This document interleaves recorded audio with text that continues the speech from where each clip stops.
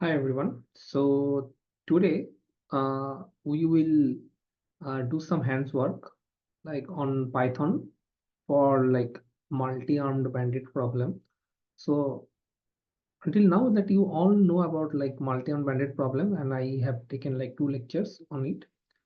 And today I will show you some code where we are using like multi-armed bandit problem using a epsilon greedy strategy. So you all know about like epsilon greedy strategy. So I have discussed about like greedy strategy, epsilon greedy strategy, and contextual bandit. So there are many more strategies like Thompson sampling, but for the like scope of this session, I am just I have taught you like just 3 strategies. So the goal is to balance. Like, so if you just remember what is epsilon greedy strategy. So the goal is to balance exploration and exploitation to maximize the cumulative reward over time. So, so what is the like multi-armed bandit problem objective? To maximize the cumulative reward over a series of decisions by selecting from multiple options. So the multiple options here is like the arms, and each providing some reward. And the context is like there are multiple bandit arms with each with an unknown probability distribution of success.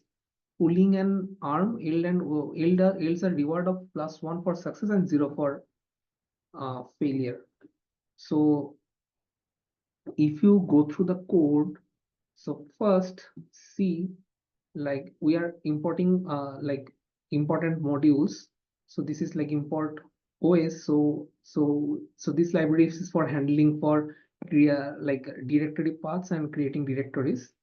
Then we use some popular Python package NumPy for like numerical operations, and this matplotlib for generating some plots. So if you see the environment class, so the init, so in the init method, so there is a like a variable props. So props is the list of success probabilities for each arm. This represents the likelihood that pulling a particular arm will yield a reward. Then we have step method. So in environment class, so the step method, we have like action. So if the action means the arm to pull.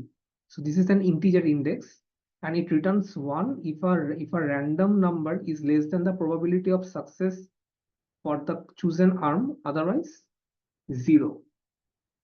Then we have agent class. So what agent class is doing? So in the init method, so there are some variables in actions. So in action is the number of possible actions. So just think that what can be the actions? Actions are arms. Then we have EPS. So EPS, the probability of exploration. So this is the epsilon that we have talked about, like epsilon for exploitation, 1 minus epsilon for exploration. Then we have self.n that initializes an array to count the number of times each action has been taken. And then we have the self.q. So this is the initialization array to store the estimated value for each action. Then we have like update queue method. So the in update queue method, the action, so action is the action taken. And then we have like reward, the reward received from taking action. And that formula, so you can see that formula like self.q action equal to 1 by n into r minus q. So this is the formula, like I have like told you, like incremental update rule. So if you see the formula of incremental update rule, just refer to my previous lecture.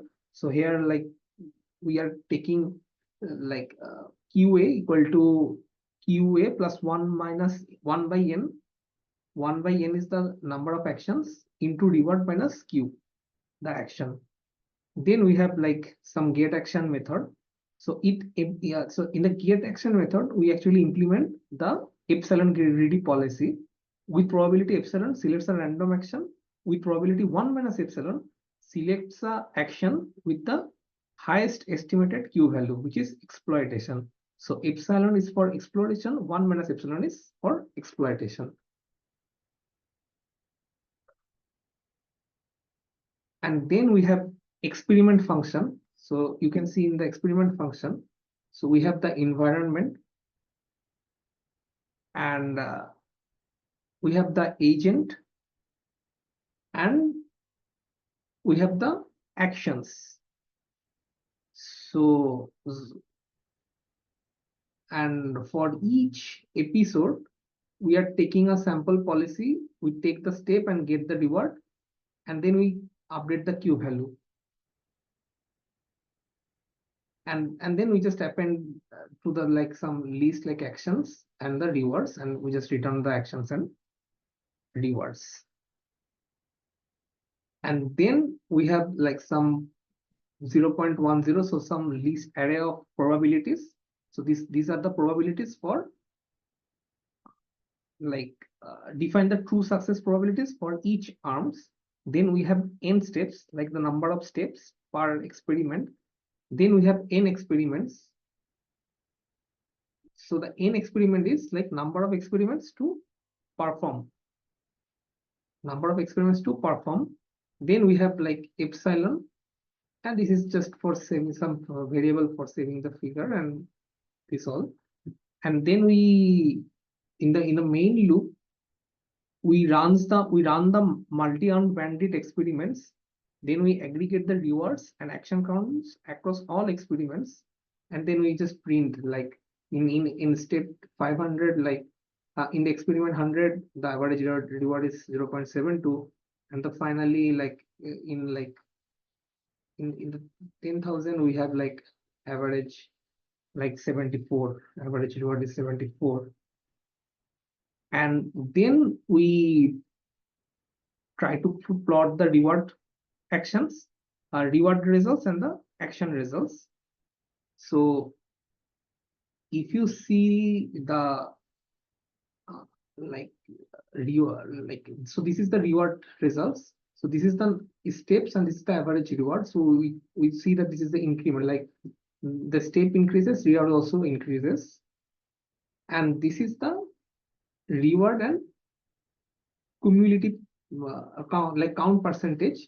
So there we can see like this is the for arm like for like 80%. So we are seeing the different like percentage of winning for different arms. So this red one like denotes the highest percentage. Yeah, so in this code we have seen like epsilon greedy approach, multi-armed bandit problem with epsilon greedy approach. Thank you.